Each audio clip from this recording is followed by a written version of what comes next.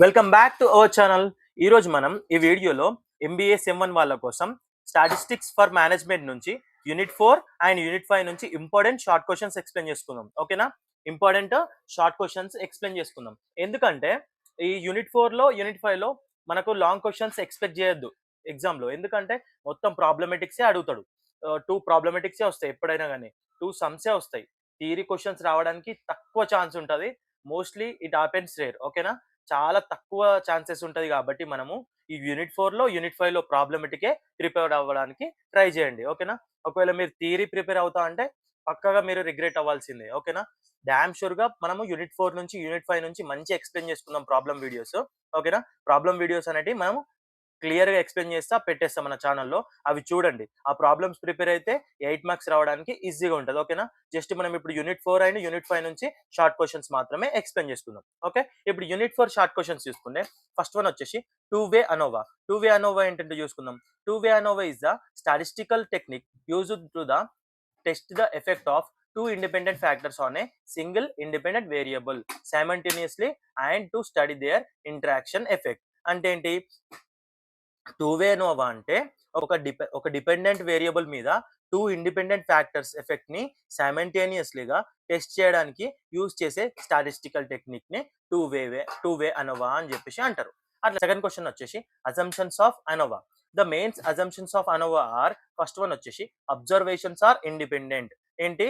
Observations are independent. Second వచ్చేసి population follows normal distribution. ఇక్కడ ఏంటి? Population follows normal distributions. Okay? Next వచ్చేసి variance of populations are equal. ఏంటి?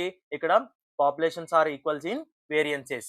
Okay? Next samples are randomly selected. ఇక్కడ samples వచ్చేసి randomly selected.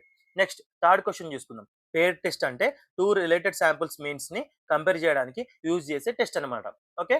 పేర్ test అంటే 2 related sample means ని compare చేయడానికి యూజ్ చేసే టెస్ట్ అనమాట. ఎగ్జాంపుల్ చూసుకుంటే before and after training results of the same group అట్లనమాట. ఓకే? నెక్స్ట్ ఇప్పుడు యూనిట్ 5లో చూసుకుందాం. యూనిట్ 5లో షార్ట్ ఆన్సర్స్ ఓన్లీ 2 ఇచ్చాను. ఈ 2 పర్ఫెక్ట్ అయితే ఇందులో నుంచి ఒకటి ఎక్స్పెక్ట్ చేయొచ్చు. ఓకేనా? ర్యాంక్ కొరిలేషన్ వచ్చేసి లాస్ట్ ఇయర్ లో అడిగిన question. Rank correlation is the method of measuring degree of relationship between the 2 variables based on their ranks instead of actual values. It is commonly measured using Spearman rank correlation coefficient. So ఇది స్పియర్మాన్స్ rank correlation coefficient. So దీనిపైన మనకు long answer వస్తుంది. Damn sure question అనమాట. ఈ answer already మనం explain చేసుకుందాం. ఓకేనా? So ఇక్కడ ర్యాంక్ కోరిలేషన్ అంటే ఏంటో చెప్పుకుందాం ఫస్ట్. ర్యాంక్ కోరిలేషన్ అంటే యాక్చువల్ వాల్యూస్ బదులు ర్యాంక్ బేస్ చేసి 2 వేరియబుల్స్ మధ్య రిలేషన్స్ మెజర్ చేయడమే అంటారు. ఓకేనా? ఇక్కడ ఇది యూజువల్లీ స్పియర్మాన్స్ ర్యాంక్ కోరిలేషన్ కోఎఫిషియంట్ తో మెజర్ చేస్తారు అనమాట. అట్లా సెకండ్ క్వశ్చన్ చూసుకుంటే కోరిలేషన్ అనాలిసిస్, తర్వాత స్కాటర్ డయాగ్రమ్, తర్వాత linear regression. Okay? First one వచ్చేసి కోరిలేషన్ అనాలిసిస్ అంటే చూసుకుందాం. కోరిలేషన్ అనాలిసిస్ అంటే ఏంటి? కోరిలేషన్ అనాలిసిస్ అంటే 2 వేరియబుల్స్ మధ్య degree and direction of the relationship ని మెజర్ చేయడంనే కోరిలేషన్ అనాలిసిస్ అంటారు. తర్వాత వచ్చేసి స్కాటర్ డయాగ్రమ్. స్కాటర్ డయాగ్రమ్ అంటే ఏంటి? A scatter diagram is a graphical method used to show the relationship between 2 variables by plotting paired data points on a graph. అంటే ఏంటి? Scatter diagram అంటే 2 variables relationship ని graph లో points plot చేసి చూపించే method అనమాట.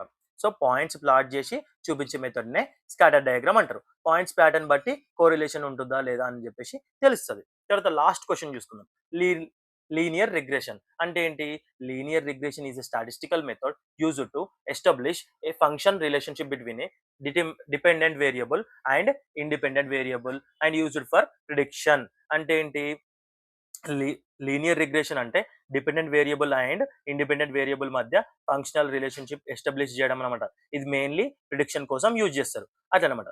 సో క్వశ్చన్స్ ఎగ్జామ్ లో రాస్తే ఈజీగా 2 మార్క్స్ స్కోర్ చేస్తారనమాట. సో వీడియో హెల్ప్ఫుల్ అయితే లైక్ చేయండి, షేర్ చేయండి, ఛానల్ ని సబ్స్క్రైబ్ చేయండి. ఓకేనా? నెక్స్ట్ వీడియోలో మనము ఇంపార్టెంట్ న్యూమరికల్ ప్రాబ్లమ్స్ ఎక్స్ప్లెయిన్ చేసుకుందాం. ఓకేనా? Thank you for watching.